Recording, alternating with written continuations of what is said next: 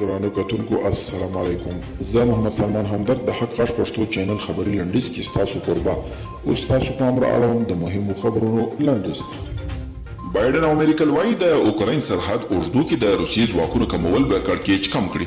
د امریکا دفاع وزیر روسیې ته خبرداری ورکړې چې سیمه کې له پارونو لاس واخلي.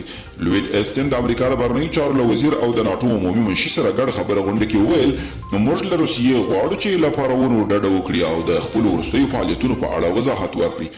ناټو هم په خپل اعلامیه کې طالبانو ته د بایدن خبرداري تکرار کړې او ویلي دي چې که طالبان د دې ټول چلوالي پر سرچیرو د وتلو پر مهال برید وکړي نو ځواب به یې د ځواک په کارولو ورکړي. اعلامیه زیاتوي ناټو او شریکان به یې د افغانستان د بنسټونو ملاتړ ته دوام ورکړي.